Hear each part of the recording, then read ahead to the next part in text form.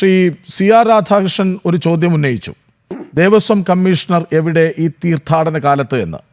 മറ്റൊന്ന്, ശ്രീ ബിഗോ ബാലകൃഷ്ണൻ ചോദിച്ച ചോദ്യം, ദേവസ്വം മന്ത്രി എവിടെ? അതായത് ഏറ്റവും ഉത്തരവാദിത്വപ്പെട്ടവരുടെ അഭാവം, അസാന്നിധ്യം തന്നെ ശബരിമലയെ എത്രമാത്രം ലാഘവ ബുദ്ധിയോടെയാണ് സർക്കാർ സമീപിക്കുന്നത് എന്നതിന് തെളിവല്ലേ?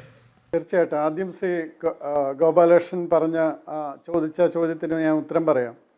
അത് ഒരിക്കലും സംഭവിക്കാതിരിക്കുന്ന ഒരു കാര്യമായിരുന്നു. കാരണം ഞാനൊക്കെ കണ്ടിട്ടുള്ളത് അവിടേക്ക് ഡ്യൂട്ടിക്കായിട്ട് വരാനായിട്ട് വില്ലിങ്നെസ് ചോദിക്കുമായിരുന്നു. അങ്ങനെ വില്ലിങ്നെസ് ഉള്ള ആൾക്കാരെയാണ് നമ്മൾ ആദ്യം എടുത്തുകൊണ്ടിരുന്നത്. പിന്നീട് കുറേ ആൾക്കാർക്ക് നമുക്ക് ഒരുപക്ഷെ ആളെ തികഞ്ഞില്ലെങ്കിൽ മാത്രമാണ്, പക്ഷേ വില്ലിങ്നെസ് ഉള്ളവർ തന്നെ ഇഷ്ടം പോലെ കിട്ടും. മാത്രമല്ല അവിടെയൊക്കെ നമ്മൾ സ്ഥിരമായിട്ട് പറഞ്ഞിരുന്നത് അവിടെ കുറേ നാളെങ്കിലും ഡ്യൂട്ടി ചെയ്ത് പരിചയമുള്ളവരെ മാത്രമേ നിയോഗിക്കാവൂ എന്നുള്ളതാണ്. അങ്ങനെ പാസിംഗ് ഔട്ട് കഴിഞ്ഞ് ആരെങ്കിലും അവിടെ ഇടുന്നുണ്ടെങ്കിൽ അതിൻ്റെ ഉദ്ദേശം ദുരുദ്ദേശമാണ്, സതുദ്ദേശമല്ല എന്ന് വളരെ കൃത്യമായിട്ട് എനിക്ക് പറയാൻ പറ്റും. കാരണം അങ്ങനെ അവിടെ നിന്ന് ഒരു 2-3-4 വർഷം നിന്ന് പരിചയപ്പെട്ട് അതിലൊരു 50% അല്ലെങ്കിൽ 40%, 20% ആൾക്കാരെ ഒരു വർഷം മാറ്റി, അടുത്ത വർഷം അതിലെ പുതിയ ആൾക്കാർ വന്നു. അങ്ങനെയാണ് പുതിയതായിട്ട് ആൾക്കാരെ കൊണ്ടുവരുന്നത്. അതല്ലാതെ ഒരിക്കലും അവിടെ പുതിയ ആൾക്കാരെ ഇടാൻ പാടില്ലാത്തതാണ്. ഇടുന്നത് തെറ്റാണ്, നിയമവിരുദ്ധമെന്ന് പറയാവുന്നതാണ്. കാരണം അവർക്ക് അവിടുത്തെ ഡ്യൂട്ടി ചെയ്യാൻ അറിയില്ല, അവിടെ വരുന്ന ഭക്തരോട് എങ്ങനെ പെരുമാറണമെന്ന് പറയാൻ അറിയില്ല. അതുകൊണ്ടാണ് നമ്മൾ കാണുന്നത് പലപ്പോഴും ഷൂസൊക്കെ ഇട്ട് ഇവർ അമ്പലത്തിൻ്റെ ചുറ്റും നടക്കുന്നതൊക്കെ കാണാം.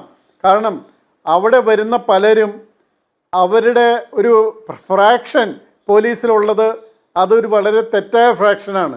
ആ ഫ്രാക്ഷനിൽ നിന്ന് ആൾക്കാരെ കൊണ്ടുവരണമെങ്കിൽ അതിൻ്റെ ഉദ്ദേശം എന്ന് വെച്ചാൽ ശബരിമല ദർശനം സുഗമമായി നടക്കരുത്, ഏതാനും വർഷങ്ങൾ കൊണ്ട് ശബരിമലയുടെ പ്രാധാന്യം കുറഞ്ഞു വരണം, ശബരിമലയ്ക്ക് ഇന്ന് കിട്ടുന്ന പ്രാധാന്യം ഉണ്ടാകരുത് എന്നുള്ള ദുരുദ്ദേശത്തോടു കൂടി തന്നെയായിരിക്കണം അങ്ങനെ ചെയ്യുന്നത്.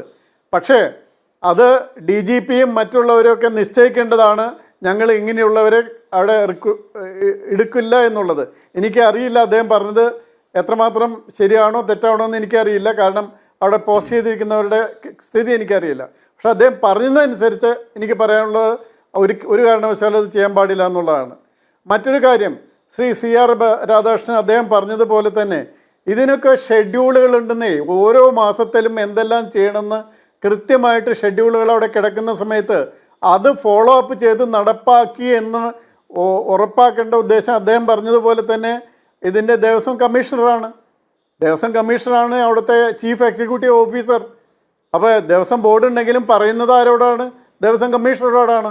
അപ്പോൾ കമ്മീഷണറാണ് എഞ്ചിനീയറോടായാലും ബാക്കിയുള്ളവരോടായാലും ഓരോ കാര്യത്തിനും. അപ്പോൾ ഓരോ സമയത്തും നടക്കേണ്ട കാര്യങ്ങൾ നടന്നോ? അവലോകനം നടത്തും.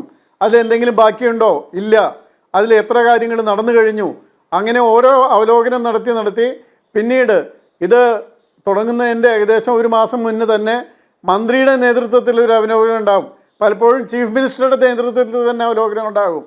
അങ്ങനെ ചീഫ് മിനിസ്റ്ററുടെ നേതൃത്വത്തിൽ എല്ലാ ഡിപ്പാർട്ട്മെൻറ്റുകളും ചേർന്ന് ആ ഡിപ്പാർട്ട്മെൻറ്റ് ഹെഡ്സ് ഇതിൽ ഭാഗമാക്കുന്ന എല്ലാ ഡിപ്പാർട്ട്മെൻറ്റ് ഹെഡ്സും ചേർന്ന് ഞങ്ങളൊക്കെ നിരവധി അത്തരം മീറ്റിങ്ങുകളിൽ പങ്കെടുത്തിട്ടുള്ളതാണ്.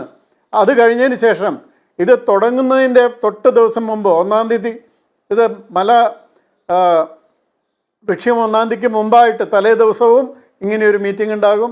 മിക്കവാറും എല്ലാവരും അന്ന് മീറ്റിങ്ങിന് ശേഷം വൈകിട്ട് തൊഴാൻ പോയിട്ടാണ് മടങ്ങുന്നത് പോലും.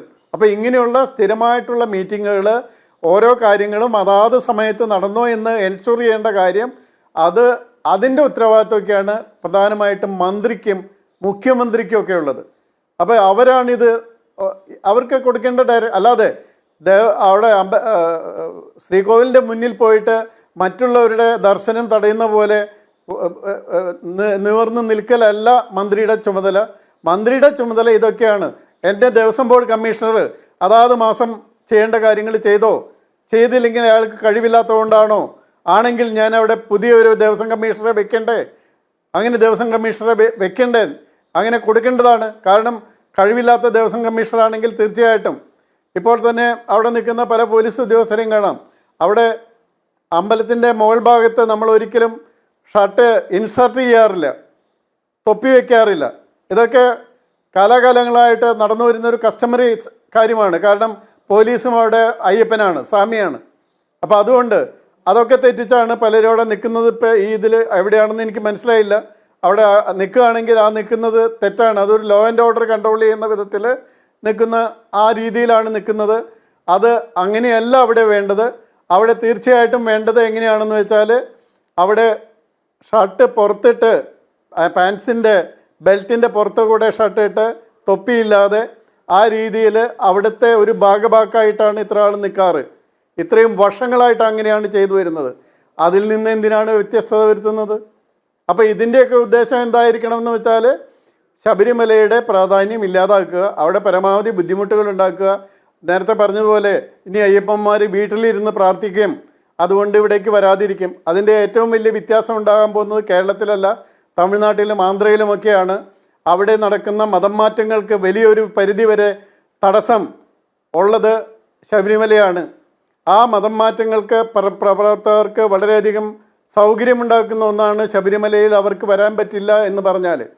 അപ്പോൾ അതുകൊണ്ടാണ് ആ കാര്യം എനിക്ക് പറയാനുള്ളത്. അതുകൊണ്ട് തീർച്ചയായിട്ടും ശ്രീ രാധാകൃഷ്ണൻ പറഞ്ഞത് വളരെ ശരിയാണ്. ആ ചീഫ് എക്സിക്യൂട്ടീവ് ഓഫീസർ അതാത് മാസങ്ങളിൽ ചെയ്യുന്ന കാര്യങ്ങൾ ചെയ്ത് തീർത്തോ എന്ന് ഉറപ്പാക്കേണ്ടത് മന്ത്രിയാണ്. ആ മന്ത്രി ബോർഡുണ്ട്, മന്ത്രിയുണ്ട്. ആ ബോർഡ് മന്ത്രി ചെയ്തില്ലെങ്കിൽ ഈ മാറിപ്പോയ ബോർഡിൻ്റെ പേരിൽ അവിടെ നടപടികൾ എടുക്കാത്തതിൻ്റെ പേരിൽ ഒരു കേസ് കൂടി എടുക്കേണ്ടതാണ്. അവിടെ വളരെ തെറ്റായ രീതിയിൽ അയ്യപ്പന്മാർക്ക് ദോഷമുണ്ടാകുന്ന രീതിയിൽ, അപകടമുണ്ടാകുന്ന രീതിയിൽ, അവിടെ വന്നാൽ മരണം സംഭവിക്കാവുന്ന രീതിയിൽ നടപടികൾ എടുത്തതിൻ്റെ പേരിൽ കഴിഞ്ഞുപോയ ശ്രീ പ്രശാന്തിനും അദ്ദേഹത്തിൻ്റെ മറ്റ് പ്രവർത്തകർക്കുമെതിരെ ഒരു കേസ് തന്നെ എടുത്ത് കൊടുക്കേണ്ടതാണ്. എന്നാലേ പഠിക്കുകയുള്ളൂ. കാരണം ഇത്തരം കാര്യങ്ങൾ കൃത്യമായിട്ട് എഴുതി വെച്ചിട്ടുണ്ടല്ലോ ഓരോ സമയത്ത് എന്താണ് ചെയ്യേണ്ടതെന്ന്. അത് ചെയ്യാൻ നിവൃത്തിയില്ലെങ്കിൽ തീർച്ചയായിട്ടും അവരെ അവിടെ പിടിച്ചിരിക്കാൻ ശ്രമിക്കരുത്. അപ്പോൾ അതുകൊണ്ട് വളരെയധികം കാര്യങ്ങളുണ്ട്. ഇപ്പം ഞാനിപ്പോൾ ഈ കാണുന്ന പോലീസ് ഉദ്യോഗസ്ഥരൊന്നും ഞാൻ പറഞ്ഞ രീതിയിലല്ല ഡ്രസ്സ് ചെയ്തിരിക്കുന്നത്. അവർ ലോ ആൻഡ് ഓർഡറിൽ ഡ്രസ്സ് ചെയ്തിരിക്കുന്ന പോലെയാണ് ഡ്രസ്സ് ചെയ്തിരിക്കുന്നത്. ഞാനവിടെ കാണാറില്ല. പമ്പയിൽ മുതൽ മുകളിലോട്ട് ആ രീതിയിൽ ഡ്രസ്സ് ചെയ്ത ഉദ്യോഗസ്ഥന്മാരെ ഞാൻ കണ്ടിട്ടില്ല. ഇപ്പോൾ എങ്ങനെയാണ് ഈ രീതിയിൽ ഉദ്യോഗസ്ഥന്മാർക്ക് ഡയറക്ഷൻ കൊടുത്തിട്ടുള്ളതെന്ന് എനിക്ക് മനസ്സിലാകുന്നില്ല. അങ്ങനെ ആയിരുന്നില്ല അവിടെ ഉണ്ടായിരുന്നത്. അത് ശരിയാണ്. ഈ പോലീസുകാരെ പലരും വലിയ അളവിൽ കുറ്റം പറയാറുണ്ട്, പക്ഷെ അത് പൊതുവായി പറഞ്ഞു പോകുന്നതാണ്. അതേസമയം വളരെ കഠിനാധ്വാനികളായ അയ്യപ്പന്മാരെ ചേർത്ത് പിടിക്കുന്ന, ഒപ്പം നിൽക്കുന്ന നിരവധി പോലീസുകാർ അവിടെയുണ്ട്. പ്രത്യേകിച്ച് ഈ 18-ാം പടിയിൽ നിന്ന് ദേവസ്വം ബോർഡിൻ്റെ ആവശ്യപ്രകാരം കൂടുതൽ പേരെ കയറ്റിവിടൂ എന്ന് പറയുമ്പോൾ എത്രമാത്രം കഷ്ടപ്പെടുന്ന പോലീസുകാർ അവിടെ നിൽപ്പുണ്ട് എന്ന് നേരിട്ട് കണ്ടിട്ടുള്ളതാണ്. പല വർഷങ്ങളിൽ ശബരിമലയിൽ ഡ്യൂട്ടിക്ക് പോകുമ്പോൾ നമ്മളത് കാണുന്നതാണ്. അതായത് ചിലർ കാട്ടിവെക്കുന്ന പ്രശ്നങ്ങൾ അത് പോലീസിന് പൊതുവായി കേൾക്കുന്ന പഴിയായി മാറാറുണ്ട്.